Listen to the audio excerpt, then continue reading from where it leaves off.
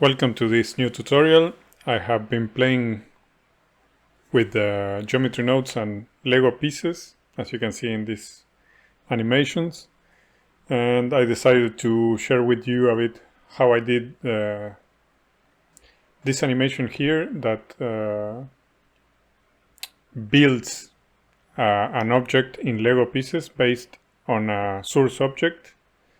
As you can see, this is the source object, and it even takes the material for the blocks based on the material of the source object. You can see how it uses blue bricks when it reaches the A. And here you can simply change the object, the source object, and it will build a different thing. I'm using a torus here, a blue torus.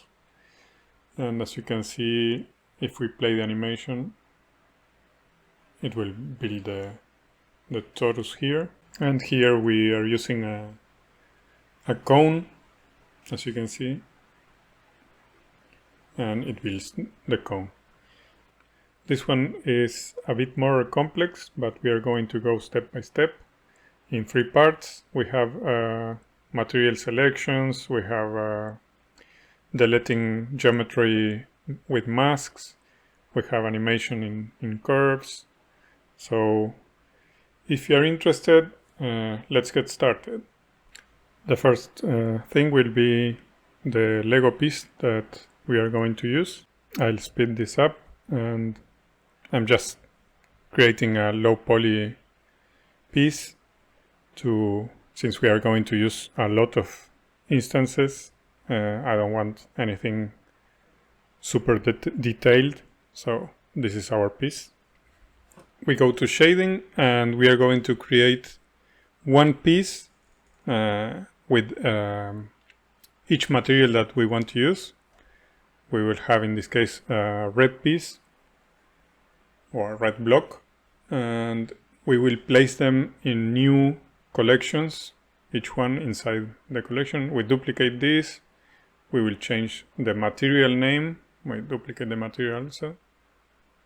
We name the material, and we also are going to move this piece. This is blue. We assign a blue color, and now we can move this to a new collection called also blue. This way we will be able to instance pieces based on the color we want. Now we create another object that will hold the geometry nodes setup. We go to geometry nodes tab, and we create a new geometry nodes. We unplug this, and we will start with a grid. And I will change the size of the pieces because now they are 2 by 2, and it will be simpler if they are 1 by 1. So I will scale it by 0.5 both and apply the scale. And the height will be 0.5 because the 4 things on the top, we are not going to take those in count when we stack them. And here I want to explain something. When you use multiple objects or copies with the same geometry nodes modifier, the things that you change, you expose and you change outside for each of the groups will be independent and particular to each copy, but the things you change inside the setup that you don't expose will be shared by all the copies. So this is why we will expose some things, and some we will just leave them inside the group. For example, in this case, we will use value here to change the size of the grid, but we don't want to expose this because when we duplicate this to make different layers, if I change the size on one, the others won't change if this is exposed. So I will keep it inside my setup here. This will be a bit like like a 3D printer. We have layers, and each layer will have an information of if it has to put one brick or the other, or no bricks for each layer. In my case, I used 24 by 24 field, and we will use a snap operation here with the math node to avoid the fractions. This will only let the value change in increments of the value you set here. So we set this to 1. If you expose it, you can use an integer instead of a float, but we are not going to do that. We plug this, and this will be the amount of pieces that we have on each direction. Now we will calculate the size of this grid, and we need the size, the amount of pieces, but we have to subtract 1 meter because the pieces are placed based on the origin point, and we have the half a piece that we need to subtract from each side. Let's instance a brick just to explain. As you can see, if we don't subtract, we will have an extra meter that will be messing with our alignment here. So that's why we subtract that meter. Let's make a bit more room here. And now if we change this value, we can change the size of our grid, and all the values will adjust automatically. Okay, now I'm going to explain how we are going to animate this, so you understand as we continue here. I will define 3 positions for each brick, and those positions will take into account the original position, so they don't move exactly to the same place. So the last position will be the position they are now, the landing position or the final position, and I will define one that it's a little bit above that position, so that way the brick will be in a good position to then land on the one that it's on the bottom. So they will start on top, then go to the side, depending on the position of each one, get right above their current location and land. So that will be our next step, defining those 4 locations. To define those positions, what we are going to do, we already have a position for each of the blocks or the vertices where those blocks are instanced. If we connect this to our viewer, we can see the current situation of all our points and vertices and everything. You can do it with Ctrl-Shift left click if you have Node Wrangler, or simply add a viewer and connect it here. And the rest of the setup won't be taken in count, only what we have before that node. And as you can see, we have a position on each axis for each of the points or vertices. And we have 576 because that's the size of our grid is 24 by 24. So we will use an attribute vector math. We are using this node instead of the regular attribute math node. So we can keep the 3 values separately to determine our positions. Now I want to create copies of my current position, the bricks in order here.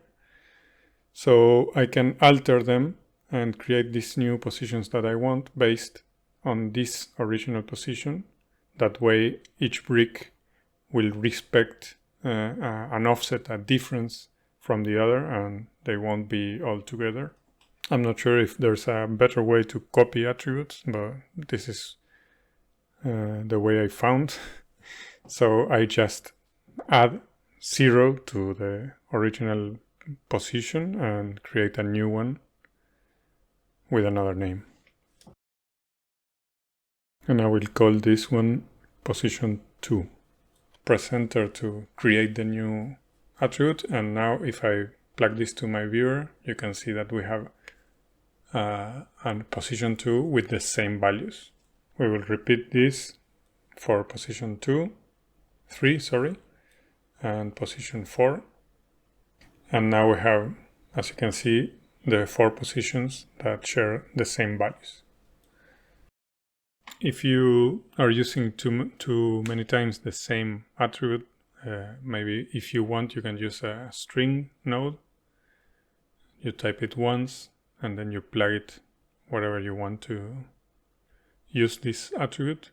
This is helpful sometimes to avoid typos or just organize yourself a bit better, but it's up to you. Another thing I want to create now, I want my cubes to rotate when they are moving, so we get a better effect. So to create this, we need 2 different rotations. One will be the one that they have already, and the other one we will create it. We will use an attribute randomize node. We will change this to vector because we want to rotate it on the 3 axes. We need those 3 separate values. And in this case, we will set this to create a new attribute instead of adding or whatever. And this attribute will be called rotation 2 in my case. Here we will define how much the difference is between the rotations, because the other one is 0. So if I set this to, say, minus 15 and positive 15, later we can adjust that number, but we will have a lot of rotation already. Now we will start to define those 4 locations that we talked about, but we are going to use a randomization node to do this. So we get a bit of variation too, and the bricks move in different ways. In this case, we want to add instead of create, so we respect the previous location. And if I do it, if I replace this location with another one, every single brick will go to the same place, and that's not what we want. We want to respect what they have. That way we can make them each one move different. So that's why we are adding in this case. Let's clear this. Here we choose position 2 and we are adding to it. So every brick will move respecting the original position they had. Okay, for the first or second step, we will try to move them a bit up. So we are changing this, the minimum to 20 and the maximum to 14. This can be the other way around, but it's the same because it will pick a random number between those. And that way each brick will take a random number between those limits and add it on C up, because both are positive. We can invert this to put it in order, but it's the same in this case. It will just pick a number from that range. For the third step, we will use in this case multiply instead of add, and I will explain why. In this case, I want the pieces to move away from the center, like an explosion. And if I add, for example, to this, the pieces that are on the positive side will go to the right, for example, and the ones on the left would also go to the right. But if we use multiply, what is positive will be multiplied, so it will go more to the positive side, and what is negative will be multiplied and be more negative. So each piece will go, would get further away from the center. So that's why multiply here. And we won't use a lot, because the ones that are like 10 meters away, if we multiply this by 10, we won't see those anymore. So we will use a low number here. This is position 3. And here we will use 3. to 5. We will be adjusting those values later anyway. And in this case, since we are using my position now is 0 on the z-axis, if I multiply this, nothing will happen. So I will add another node, a copy here, but this time set to add, and I will add value here to decide the height of this position. And now let's change this to maybe 15 and 18. So now this position will be a bit more higher and out or away from the center. Now let's duplicate this node. Let's change this to 4. And for this one, it will take the original position because it's a copy.